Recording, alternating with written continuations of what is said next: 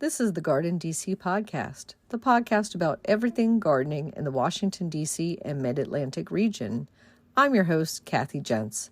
I'm the editor of Washington Gardener magazine, and we're aimed at gardening enthusiasts, people who grow everything from edibles to ornamentals, natives to exotics. If it grows in our area, that's what we talk about. Welcome to episode 185 of the GardenDC Podcast. In this episode, we talk with Tim Mack about birdscaping. The plant profile is on wind anemone, and we share what's going on in the garden, as well as some upcoming local gardening events and this week's garden tasks in the What's New segment. We close out with a last word on Garden Escape by Christy Page of Green Prints. This episode, I'm joined by Tim Mack. He is the founder and owner of Birdscaping Industries Inc. Welcome, Tim. Hi, how you doing, Kathy? Good to have you here. So we're going to talk all about creating a birdscape in your own landscape and home garden. But before we dive into that, Tim, we'd like to ask all our guests here at the GardenDC Podcast, were they born with chlorophyll in their veins and a green thumb? I don't think so. I mean, I feel that I was. It's just a natural thing for me. I love gardening, so I think I was born with a green thumb. Yeah. Did you, as a child, have any early memories of nature or gardening, maybe with a family member? Playing in the parks. Planting seed with my dad in the backyard and stuff like that. Doing different things in the park, backyard, playing in puddles. Making mud pies and stuff like that. Yeah, of course. All the fun stuff. And, yes, getting dirty, Yeah, basically. nothing like it. And also, I would say that your immune system was acting and getting ready for your lifetime. Oh yeah, most definitely. Most definitely. And for your career, did you go into horticulture, or how did you progress through your career?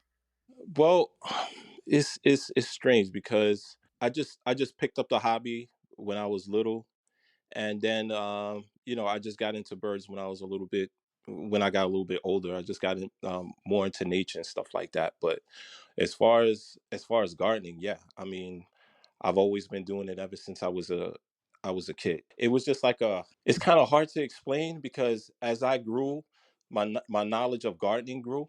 You know what I'm saying? As I got older, everything else, kind of evolved with me. As far as horticulture and stuff like that. Yeah, I'm that type of person that likes to go out and experience it instead of reading about it and researching it. Just going out and just experiencing nature and gardening through trial and error. I think because it's more fun that way. Yeah. I So, mean, to me anyway. yeah, learning by doing, I think, is the best. Yeah. hmm Mm. And it sounds like you were self-taught and that you, as you did things, you added to your store of knowledge. Yeah. Yeah. Basically. And so how did you come about with the idea for a birdscaping company, and how did that start? Well, the thing is, I used to go to these big box stores, hmm looking around for native plants, shopping and stuff like that. And these big box stores, they never had what I needed. I'm always looking around for straight species, native plants. I'm not really into, the cultivar thing. So it was like really hard to find straight species. So I decided, let me just start my own company. Just find dealers that are dealing these native plants, collect them, put them in my backyard and sell them to people that are interested. So it all started out as far as the availability hmm of just trying to get these native plants into my backyard because you could easily find the basic cultivars and stuff like that, but the indigenous stuff it was almost impossible to find. hmm And we should let our listeners know, Tim, where are you located at? I'm located in Hartsdale, New York. That's in Westchester County. hmm And can you Yeah. describe your growing conditions there? Do you have very sandy, very clay soil? What's your zone and everything? Oh, yeah, it's zone six, it's acidic, very Mm. acidic soils here. Basically, there's a lot of maple trees, a lot of black cherry trees, wild black cherry trees, and stuff like that. You get a lot of birches. It's very acidic. Hmm. And how do you define a birdscape? Basically, when you have everything the birds need: hmm food, water, and shelter. A landscape that provides berries, seeds. You have a little water feature.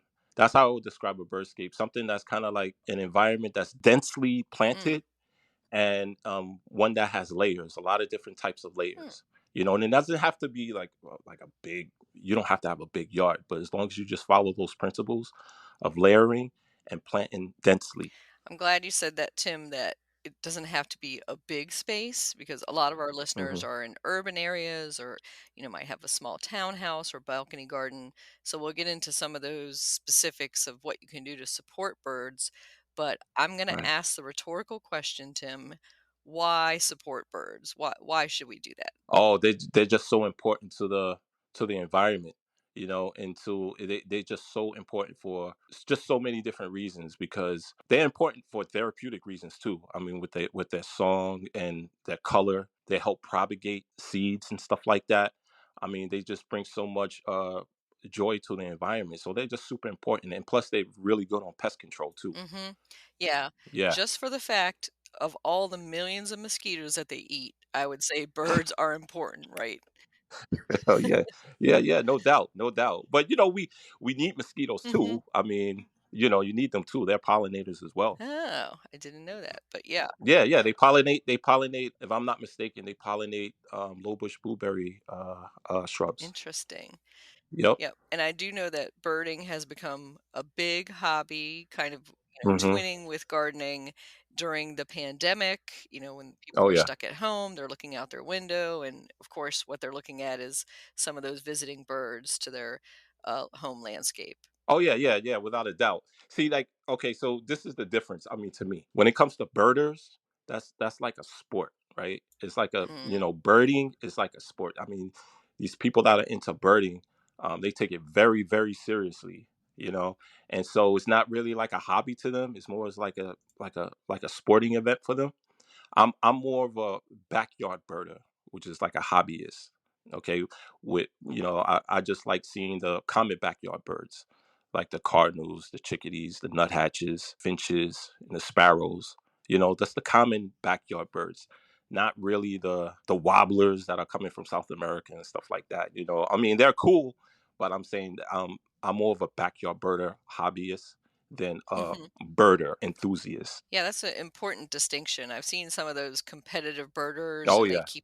they keep those like journals of bird Yep. sightings and they got to see that one rare bird and when it's seen in the area the word gets out and everybody swarms Oh that yeah. site Yeah. looking for that one bird and that's a big difference between, supporting birds in your own home landscape Mm. and just enjoying them from say your living room window. Yeah, yeah, yeah, of course. But it all derives from backyard birding though. Mhm. And then some people just take it to the next level. And I was going to say you can certainly be both. Oh yeah, without a Yeah. doubt. Without a doubt. I mean, you'll Mhm. you'll find out that most people that into the sport of birding, um, they love to attract birds in their backyard. So I mean, because it all comes from that. And do you have a favorite bird, Tim? Yeah, I like the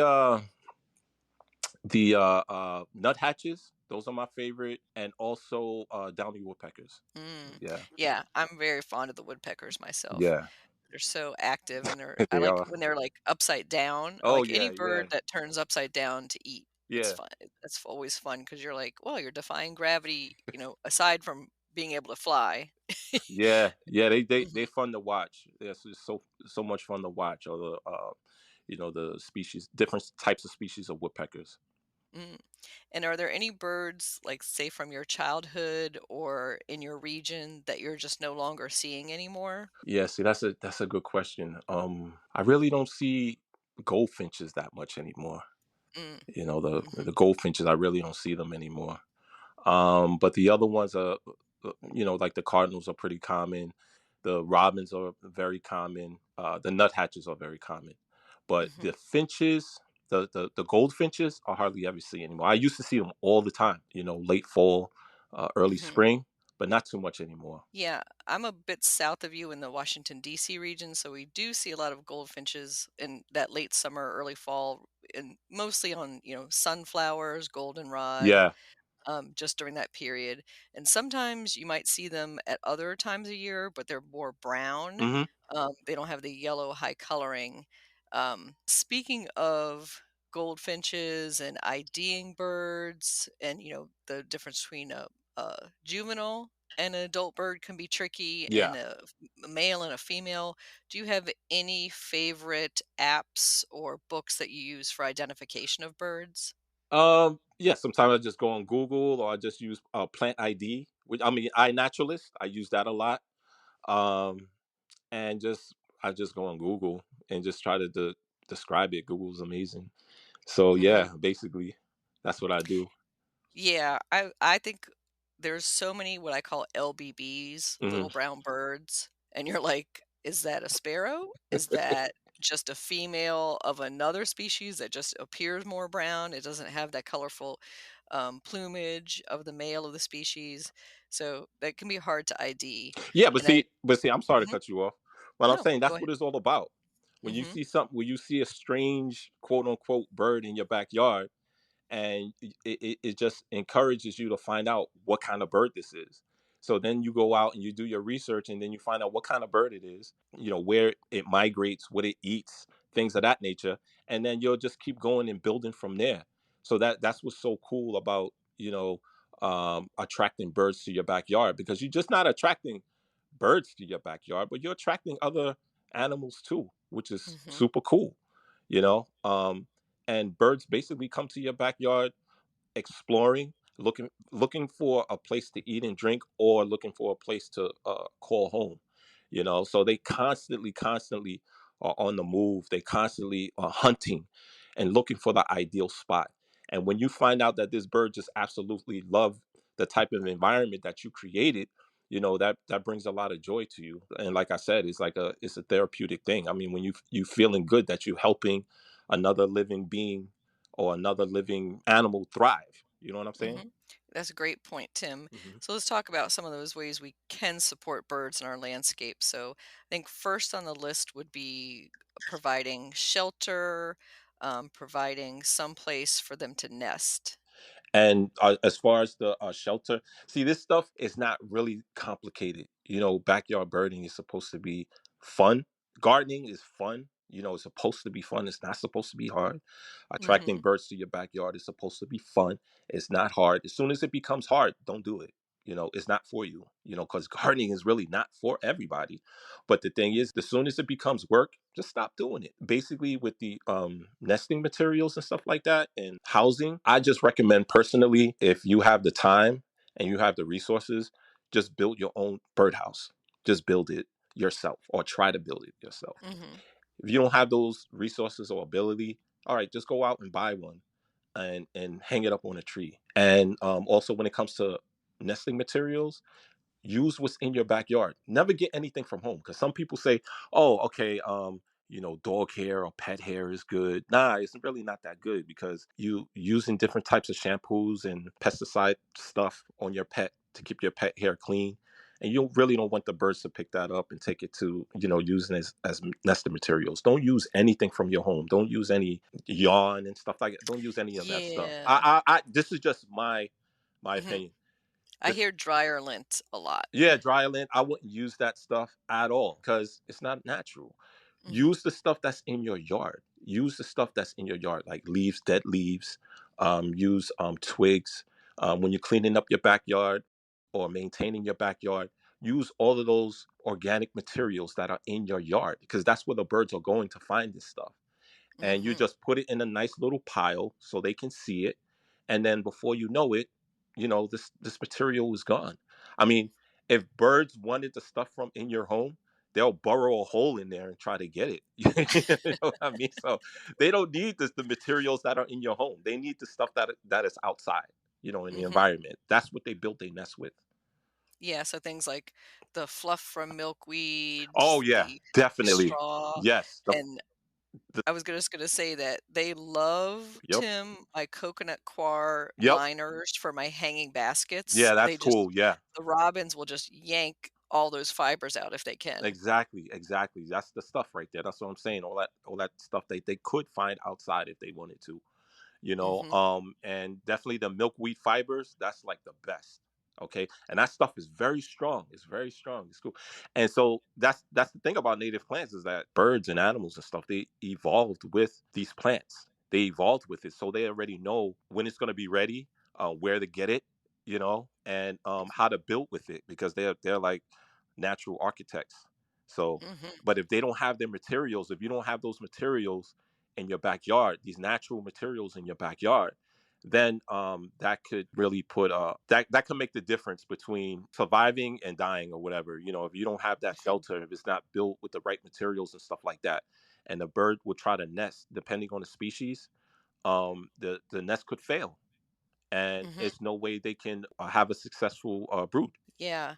And I was thinking about some of the birds' nests I see around my garden now that all the leaves are off and it's late winter. So I see in some shrubs a little nest that was built that I didn't even know was there. I was Hmm. walking by that, it's 2 feet from the sidewalk near people's heads. And all that time, that bird was nesting in that shrub right there.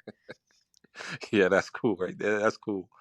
Mm, They just know where to build it. They know, you know, I'm telling you, they know your backyard better than you do. You're mm-hmm, there, you're probably out there every day, but I'm just saying, they know the perfect spot, how to mm-hmm. build it, where to build it. They just know. They're so incredible. And I love to look at, compare the birds' nests. I think there's some ID books and, of course, websites out Yeah. there that show you, certain birds build nests more out of like mud and Yup. materials and twigs, and certain ones use, as you said, crushed leaves and other things. Hmm.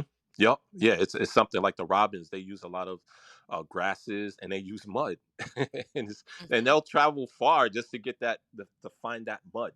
That little mud pile or whatever, that little puddle or whatever, and they'll just go and just dip their chest in there and just start gathering the mud, and they'll just line their nest with it, and they're just something. They're different from pigeons, though. Pigeons don't use any of that stuff. Rock pigeons, all they need is like a hard surface, and they use their own droppings to make their nest, which is crazy. Oh, yeah, that's kind of crazy. Yeah, because where they're native to in Europe, there's a lot of rocky. They call them rock pigeons because they like to nest near or on rocks. Mm, So in the areas that they're from, it's not a lot of foliage. It's not a lot of materials. So they just use their own droppings or whatever. But every depending on the species of bird, like you said, they build their nest different. It's no every type of species of bird builds their nest the same. No, they all mhm, unique in and of itself, depending on the species, which is awesome. mhm. And I would say the same. You were talking about building a birdhouse. Hmm. They're not going to attract all the same bird, Right. and you want to kind of do a custom one. And any tips for placing that birdhouse in your landscape to attract birds so they'll actually use it? Yeah, well, it's kind of strange, right? Because just like domesticated pets, all poodles are different. They got their own personality. Hmm. All Rottweilers are different. They got their own personality. Just like cats, they are cats, but they got their own personality. So it all depends. I mean, I wouldn't make it too complicated. Just build a nest, build a birdhouse, and hang it where you feel that is safe. I mean, just use your instincts and be like, okay, I'm going to put this about 5 or 6 feet high, and I'm going to nail it on this tree here, or I'm going to hang it on this tree here and see what happens.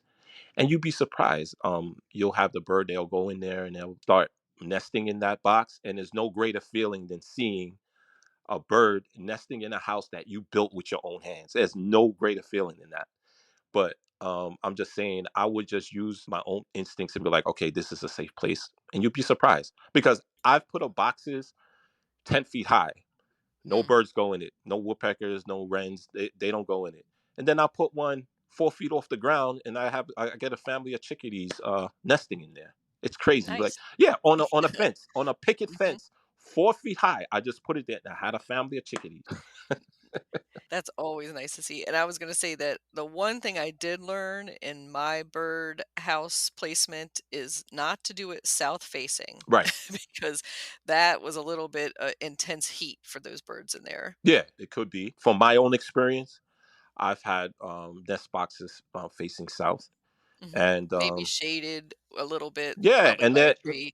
Yeah. it was successful, so it all depends. I mean, if you live in an open area where there's no shade, there's no trees, it doesn't matter where you put the box, it's always going to get hot regardless. If you don't have any shade or nothing to block it, then it's a bad place. Don't forget, like, nest boxes are supposed to represent cavities in trees, Mm. so or decaying trees or snags. And usually these decaying trees and snags are in woodlands, and that's surrounded by other living trees that are towering over it. So, I mean, naturally, you're going to get those periods of shade. You know what I Mhm. mean? So, at this point, it's not that many snags out there. It's not that many decaying trees in our communities or on suburbia, whatever. Any nest box is good, placing it anywhere. That's just my opinion. Just put it up Mhm. regardless. Don't make it too with it, because then it takes all the fun Mhm. out of it. Like, if you're gonna put it in a certain Yeah. spot and you don't have during the nesting season, you don't have any activity in that box, move it and place it somewhere else. Move it and maybe turn it around and see what happens when you turn it um, uh, 160 degrees, or turn it 360, or just put it on another tree and you see what happens, and then maybe you'll be successful. It's all about trial and error. Great point. Mhm. So let's talk a little bit about providing water sources for your birds. Yeah. Okay, so with the water thing, water is like one of the most important things when it comes to attracting birds, because all birds drink water and all birds bathe. So it doesn't matter what kind of bird, all birds drink water. So you want to have some type of water feature, big or small, doesn't matter. As long as with me, what I do, or what I do with clients and stuff like that, if I'm putting up installing a bird bath, a simple bird bath, I just tell the client to change the water every other day. Every other day, change the water. Don't leave it there. Don't leave the water sitting there for 3 4 days or whatever, and put those little mosquito tablets. Those little mosquito tablets people Mhm. put in. I don't recommend that at all, because it's a pesticide. I don't recommend none of that stuff. Just, if you change the water every other day, you're not gonna have a problem. You're not gonna have a Mhm. problem at all. You're not gonna have a mosquito problem, or anything, if you change the water every other day. And I recommend using rainwater, if you can. You collect it in a rain barrel or whatever, and using that instead of water from the tap. But if you're gonna use water from the tap, let it sit in a bottle for overnight, and then you just pour it inside your bird bath. But you definitely gotta maintain that bird bath by changing the water every other day. And if Mm. and if you see any droppings in the water, just on the bird bath, clean that out right away. You know, and this way you'll have a healthy water source for your feathered friends. Mhm. So definitely. Now, if you don't have the time, to do all of that stuff, changing water every other day, or if you don't want a bird bath because you're afraid of the mosquitoes and stuff like that, you could put, like, some sand. You get some sand and you just put it in the bird bath, put it flat, right? And then what will happen is that some birds, when water is not available, what they'll do is they'll take a dust, what they call a dust bath, and they'll start bathing in that sand, you know. And what happens is that sand helps with the parasites that are on the feathers and stuff like that. So that's a cool thing too, to see, birds, especially sparrows, when they go in and they start taking that little dust bath. So Mhm. that's another alternative. But water is like the number one element you want to use when you're trying to attract birds. Yeah, I agree. And I would say attract all wildlife, Tim, because Yeah. when I put my little backyard pond in, it's just a little 8 foot oval. Yeah. Everything comes Yeah, to that. everything. And Yeah, you just attracted. everything is attracted to running water, That's right. and have a tiny little waterfall with it. And I would say I often catch robins up at the top of the waterfall Mm-hmm. just jumping in. They're Mm-hmm. just like soaking themselves like little ducks. Oh yeah. Oh yeah, they love it because they have to keep their feathers. They have to keep hydrated because they're flying all over the place hunting. And also they have to keep their feathers in tip top condition. This is their way of transportation. If their feathers are bad in any way, if their wings are bad in any way, it's a matter of life and death for them. So they have to keep their feathers in top condition. You'll see them taking baths 2 3 times a day. depending on the season and the temperature. But they absolutely, like you said, they love water. So Hmm. that's important. Yeah, and I would say that's a great tip about keeping their feathers in top shape. If they get any coating on Mm-hmm. them, any dust, or if something, say they fly through a spray of something that Mm-hmm. somebody's spraying it on a neighbor's yard, that can be an issue. Oh yeah. Yeah, they get irritated and stuff like that. Yeah, of course. So yeah, the water is like the number one element, when it comes to wildlife, period. Just like Hmm. you said. And so, how about feeding them and putting up a feeder? So, I'm thinking of specifically buying bird seed or suet and supplemental feeding. All right, so this is the thing when it comes to getting into the hobby of feeding birds with a feeder in your backyard, right? It's like, so you gotta maintain this stuff. The feeders are basically, they were designed to bring the birds into view. All right, so that's what they were designed for. And the thing is that what I do, or what I tell a lot of clients, is when you have a bird feeder, you have to maintain it. That's so important, to maintain that feeder. The thing is, it's like, I only fill up my feeders halfway, right? And I only put seed in the feeders when I'm in my backyard. I never let the feeders like, if I'm in my backyard maybe 3 times a week, that's when I'm putting the food in there. That's when I'm putting the seed in the feeder. Because this way I can get to sit down and enjoy the birds that are coming to it, you know. And I don't fill it up all the way. I fill it up halfway, and by the end of the day, most of the seed is gone, and I'm good. And if I'm going outside to do some work or to relax in my backyard, I'll fill it up again, right? And so if I know I'm not going to be in my backyard tomorrow or the next day or the day after, I don't put any seed in it. I'll just leave it alone. So that's the thing. That's the thing I recommend. Only put seed in your feeders when you're out in your backyard enjoying yourself. Yeah, I think that's good advice, Tim, because people will fill it over to the top or Yeah. spill over, and then you're attracting rodents and sitting out overnight, and again attracting other types of rodents at Yeah. night. Yeah. And we don't want that. But yeah, just as much as they're going to eat Hmm. in one setting, and then not having it habitually there Right. every day, full all the time, Right. doesn't train the birds, because that's what I hear, that it's bad advice to be constantly having those feeders full, and then the birds get dependent on No, humans. no, no, that's not. I don't really believe in that type of Mhm. concept, because you could constantly put food in the feeder constantly, and the bird is going to come to the feeder at a certain time. They're not going to stay at the feeder all day long. They're going to go out, Mhm. and they understand that this is like a snack. They're not going to rely on this as their diet for the whole season. They're not going to do it. All they're going to do is they're going to go there, they're going to eat what's in the feeder, and then they're just going, when that stuff is gone, they're going to go and do their natural thing and go probing for insects and hunting for stuff like that, for insects and berries and seeds. That's what they're going to Mhm. do. They just come in to your yard because you have it out there on display, and there's some seed there, and they're just going to snack on it.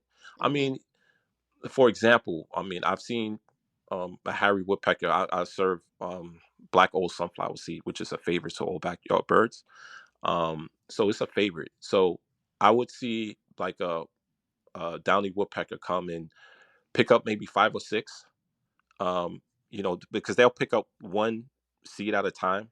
They'll go off and hide it somewhere in a crevice and then come back and get another one.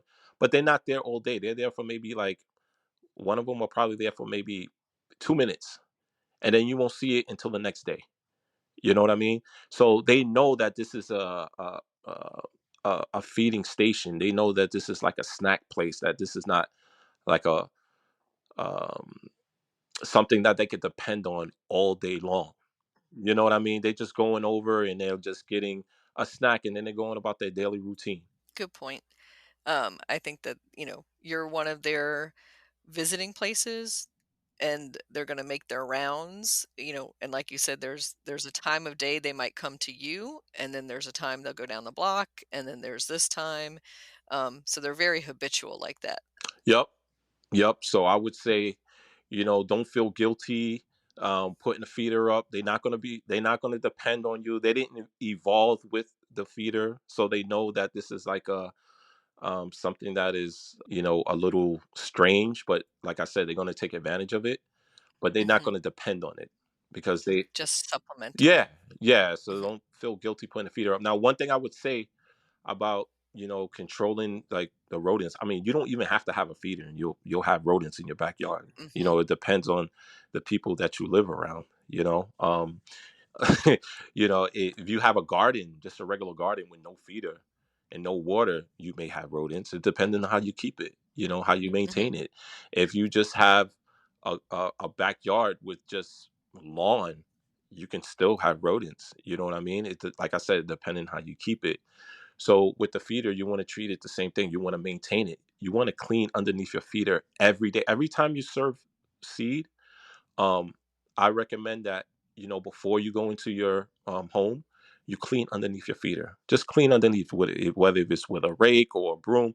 Just clean all that spent seed that's underneath there. Even if you serve in like a shellless type of food, you still want to rake underneath there and get some of those crumbs and stuff up, and then you won't have a problem. You won't have a rodent problem at all because you Mhm. just keeping on top of it.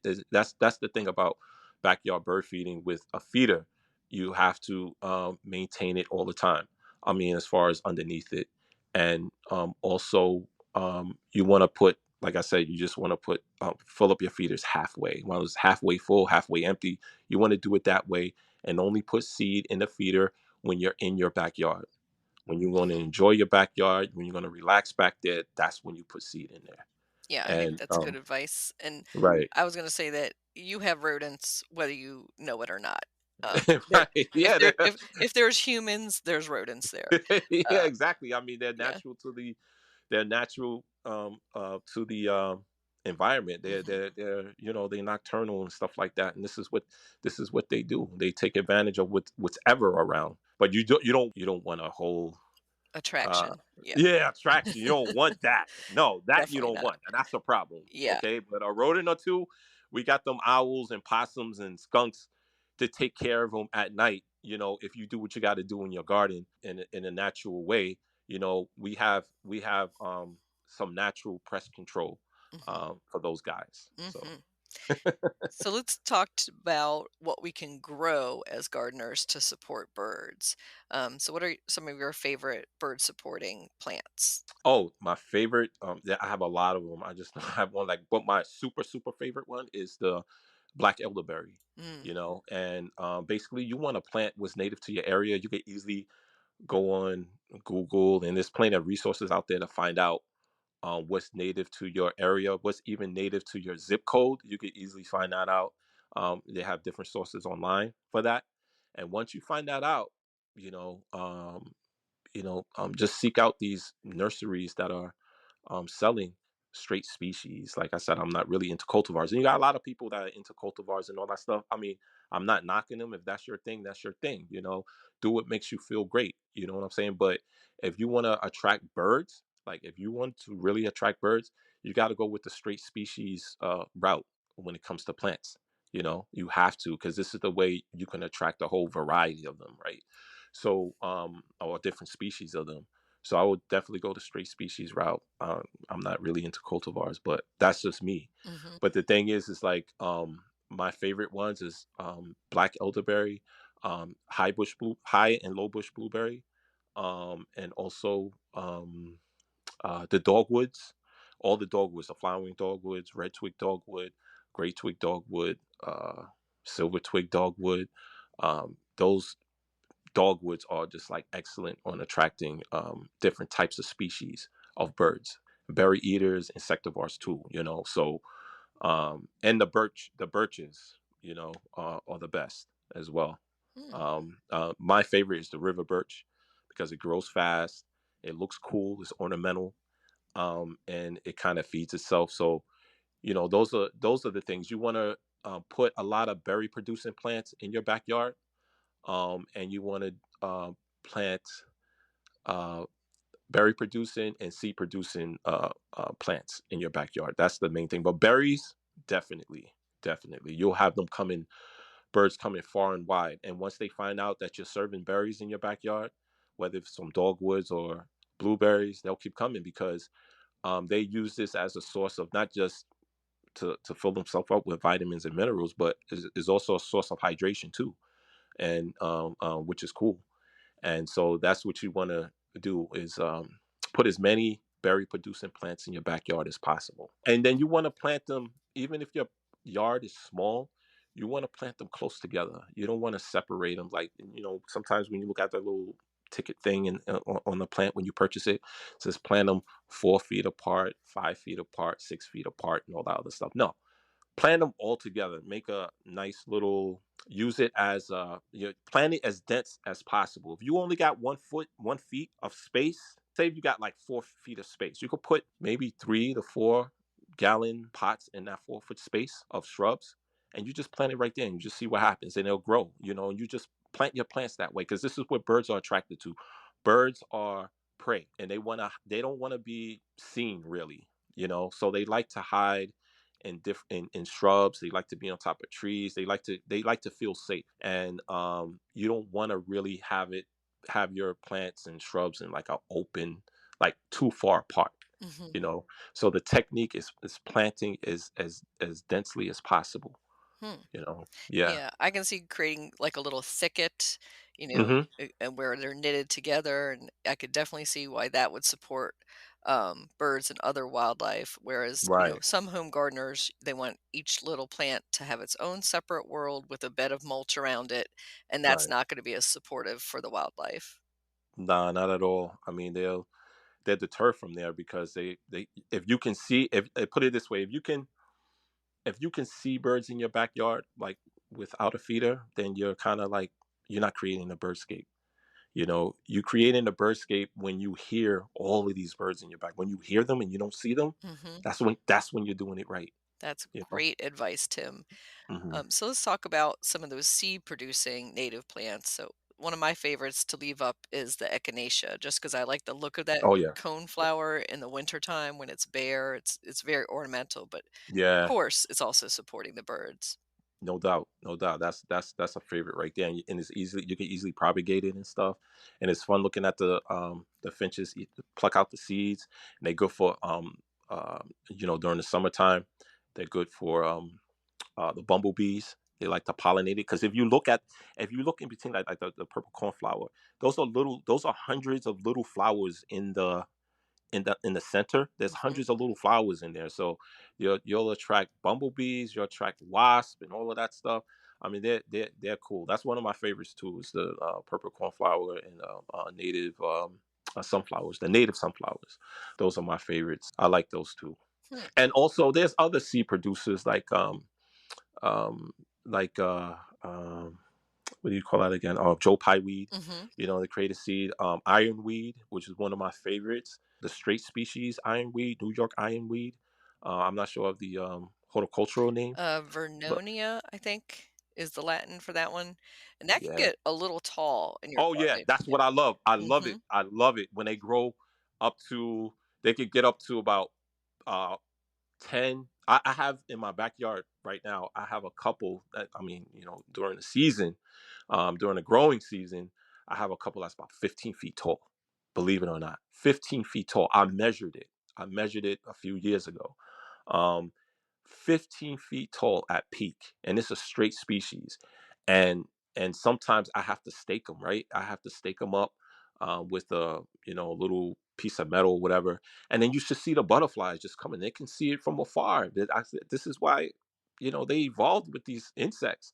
So, and they're like a wetland plant too, and they're growing fine in my backyard. And what happens? It just grows so tall, and you're like, wow. Some people are like, wow, what kind of tree is that? Oh, that's not a tree. It's a it's a plant. It's a flower. It's not a tree. You know what I mean? Hmm. It's cool. That's why I love this straight species. And the Joe Pye weeds, they grow super tall as well. The straight species, they could get up to, I have some about 12 feet in my yard. I had to tie them up together to keep them from, drooping during the fall. So yeah, and the birds love the seeds off of those too. So yeah, yeah, Hmm.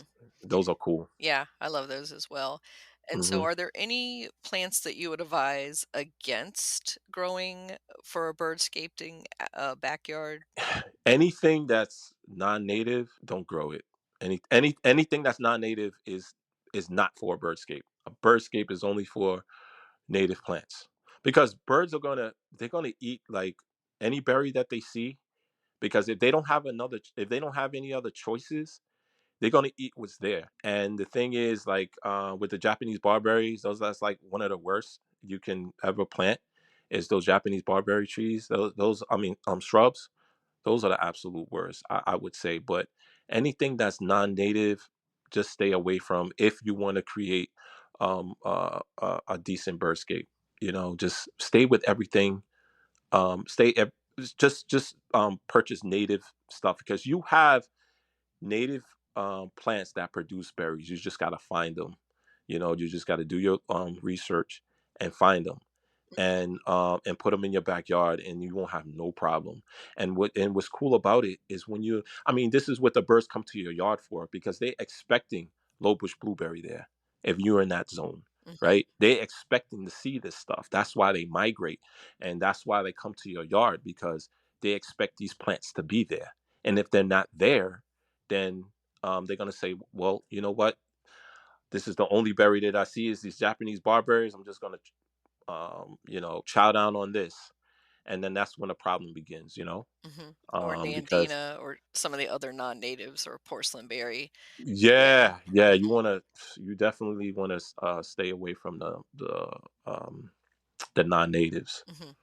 Particularly the non-native invasives. And I was thinking, in our DC region, that winterberry holly and Hmm. serviceberry are probably two of the best bird supporting uh, Oh yeah, berry plants that I can think of. yeah, human supporting too with the Hmm. service berries. I love them. Oh yeah. They taste so good. It's like a cross between a blueberry and an apple to me. They taste to me. I Hmm. love them, and I have a blueberry patch, high bush blueberry patch in my backyard, and I don't cover them. That's another thing too. You don't want to cover the berries that you can eat, like high bush blueberry and service berries and elderberry. You don't want to cover these things. It's like, okay, because you're being a little bit selfish to me. If you cover these things, you're like, oh, these berries are mine. They're all mine. No, you want to share them. Like, if everybody had elderberries in their backyard, elderberry shrubs in their backyard, you'll have plenty to eat if you don't cover them. The birds are just going to take what they need for that one day. They're not going to just devour your whole crop.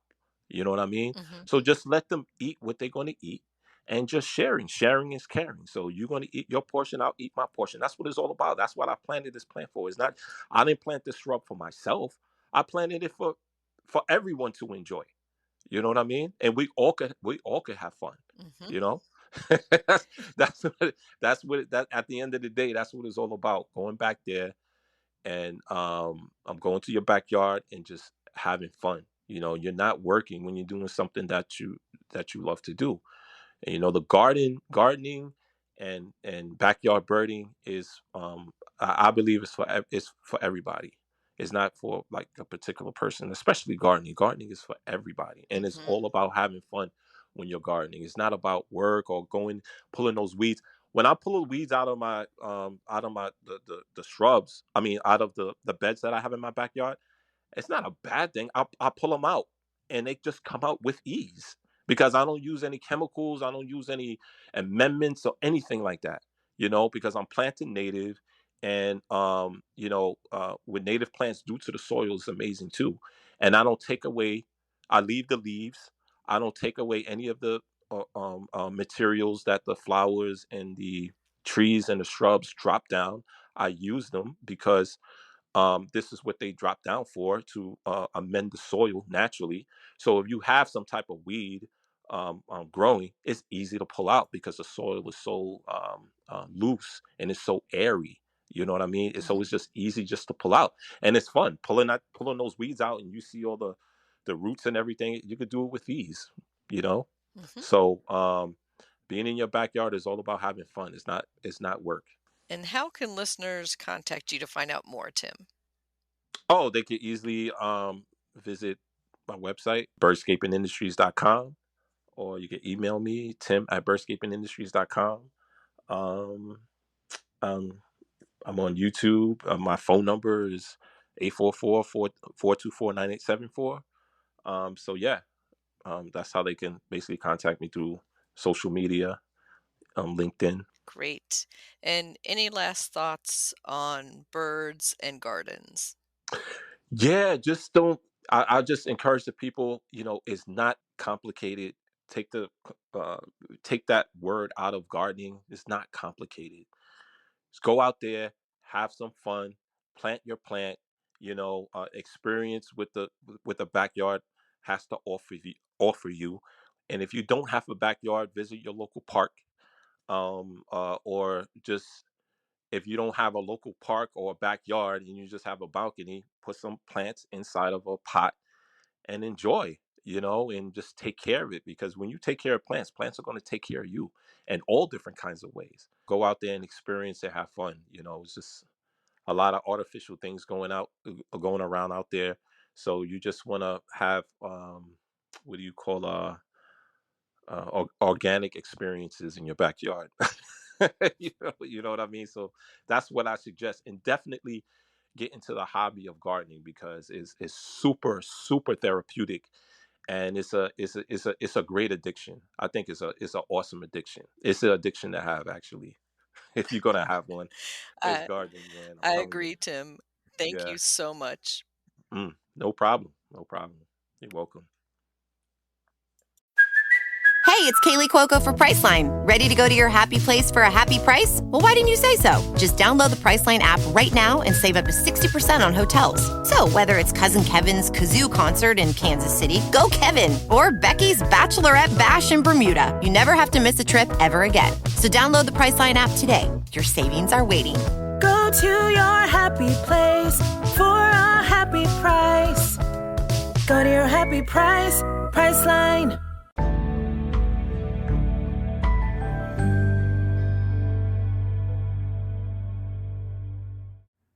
Wind anemone plant profile. Wind anemone, Anemone blanda, is a plant with daisy-shaped flowers that bloom in a blend of pink, blue, and white in the early spring. They are also known as windflower or Grecian windflower. They are native to the mountains of Europe and Greece. They are commonly planted in containers, rock gardens, and at the front of flower borders as they grow to only 4 to 6 inches tall. The foliage is attractive and fern-like. They are visited by bees and butterflies and other pollinators. Wind anemone are easy to grow, deer-resistant, and can naturalize after a few years. Fertilizer and supplemental waterings are unnecessary. They are hardy to zones 4 to 10. Soak the corms or bulbs overnight before planting them in a sunny spot in a hole about 3 to 4 inches deep in well-drained soil, and a location that will not get wet or irrigated in the summertime. The corms are round, and it's fairly hard to tell which end is up, so just place them on their side and they will find their way to the surface and sun. You can plant them pretty close together. A dozen or more in 1 square foot of space is normal. Once the flowers have faded, let the foliage turn yellow or brown and then cut it off. Cutting the foliage too early may deprive the bulbs of needed chlorophyll to store energy and rebloom next year. Wind anemone, you can grow that.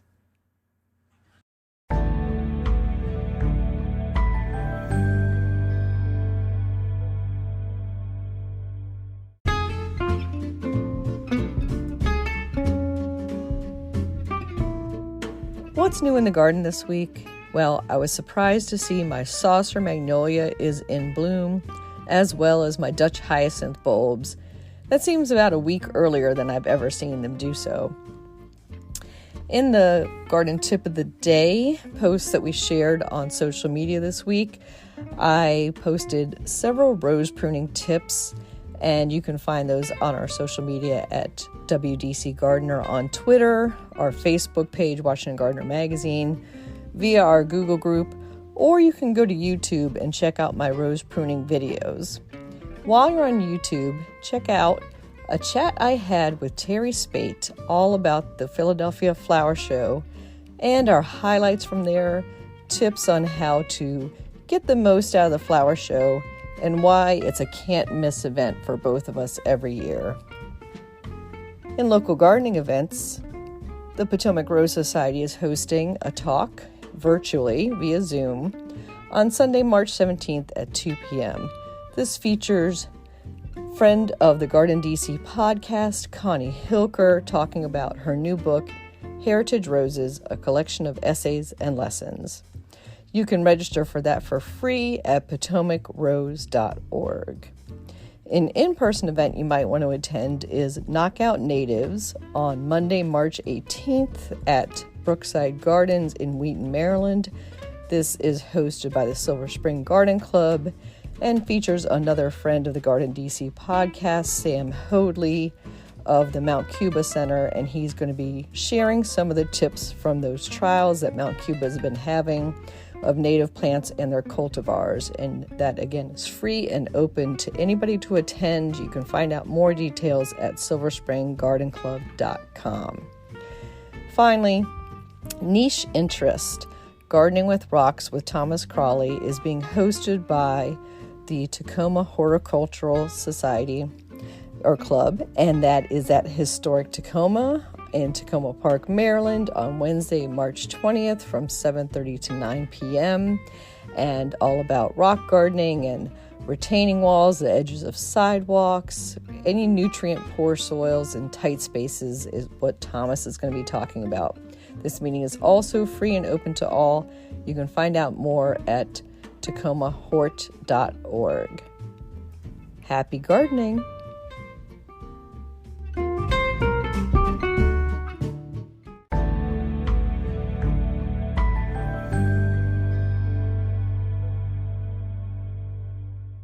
In the new book, The Urban Garden by Kathy Jentz and Terry Spade, you'll find dozens of inspiring and creative ways to grow flowers, shrubs, vegetables, herbs, and other plants in small spaces and with a limited budget.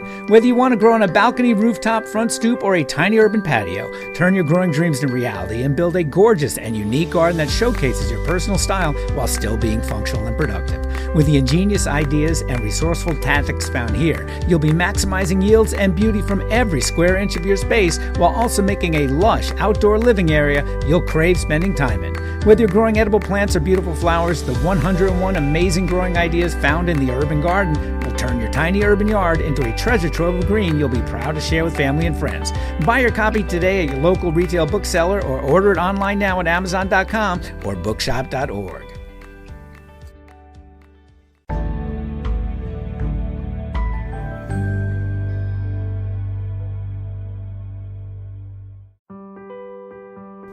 Get low-maintenance alternatives to lawns with the new book Groundcover Revolution by Kathy Jentz.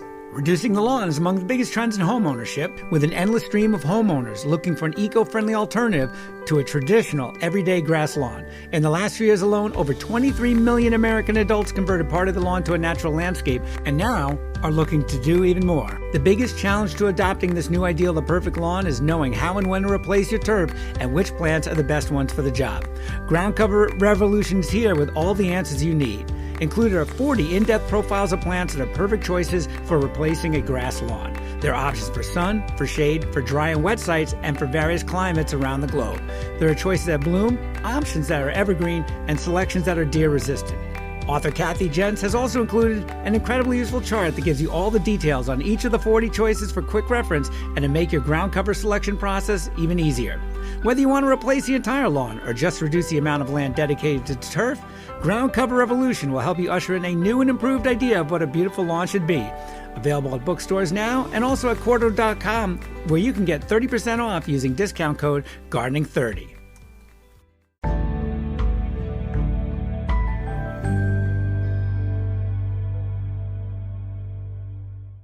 This is The Last Word by Christy Page with Green Prince, reading a story that I just love. Garden Escape, A Week in the Greenery Wonderland by Laurel Radomski. Go to work, go to work, go to work, go to work, chants the silent mantra in my head. While these words are ostensibly meant for my husband Ed, I refrain from uttering them aloud. After all, I don't want to inadvertently hurt his feelings. In truth, they're just as much for me.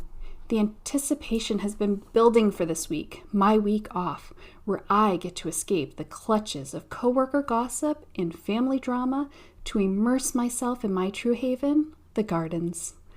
Winter felt like an eternity, with Fairbanks, Alaska occasionally boasting warmer days than our locale. To survive, I devoured every garden magazine in sight, scattering my desk with paper snippets of projects I yearned to try. The basement turned into a seedling sanctuary, harboring cosmos, gourds, zinnias, amaranth, popcorn, and castor beans yearning for their outdoor debut. I indulged in retail therapy, ordering an online green brigade set to arrive midweek. This week, I'd be on vacation, and my destination, my beloved gardens. The day kicks off with a necessary ritual, walking the sass off my companions. Roscoe and Bodie, aka Stinky and Poopy, names interchangeable, embark on a park adventure, oblivious to the drama awaiting them at home. A treat heist and sibling quarrel later, I'm reminded that even in my garden sanctuary, family drama takes no breaks. Undeterred, I dive into garden work, where the crows serenade me with their raucous gossip. Talk about me all you want, I jest with the feathery gossips. I'll be here all week. Get used to it. Forget the water cooler chats. I'm content with avian gossip. As the day unfolds, I fine-tune the new garden, envisioning a limb from a neighbor's poplar tree as a focal point, adorned with an experimental dandelion farm sign. A neighbor's skepticism amuses me. Craft store visit for fake greenery? Maybe later. By 3 p.m., I'm ready to call it a day, basking in the glow of a day well spent. A quick shower, and I'm on the deck with kiwi lemonade, eagerly awaiting Ed's return. Dinner simmers, the aroma dances in the air, and life is good.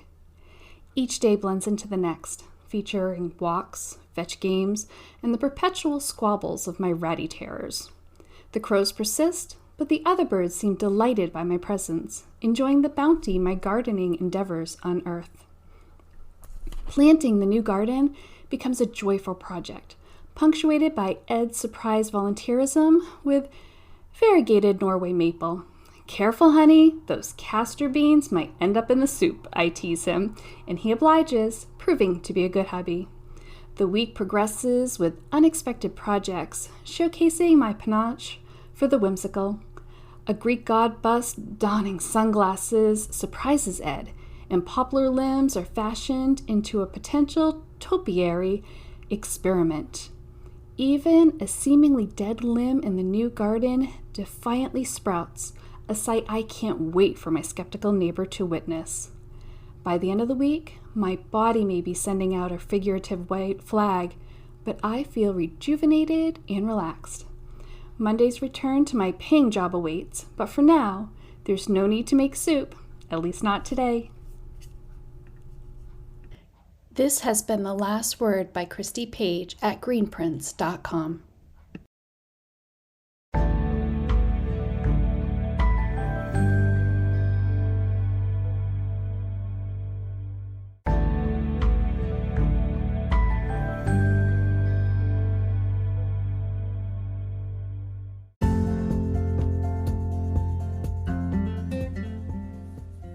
Thank you for listening to GardenDC. You can become a listener supporter for as little as 99 cents a month by going to anchor.fm/GardenDC/support. Another way to support this podcast is to subscribe to our monthly digital publication, Washington Gardener Magazine. To do so, go to WashingtonGardener.com. Thank you.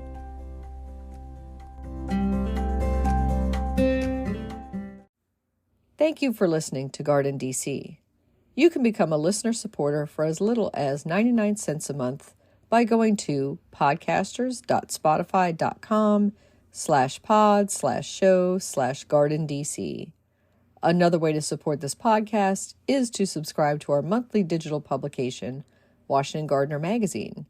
To do so, go to washingtongardener.blogspot.com. Thank you. You can find and follow Washington Gardener on Twitter /X, Instagram, and Pinterest at WDC Gardener, and on Facebook at Washington Gardener Magazine. Please take a moment to rate and review this podcast on Spotify and Apple. Open the Spotify or Apple app, search for GardenDC, check on the rate button, and select 5 stars.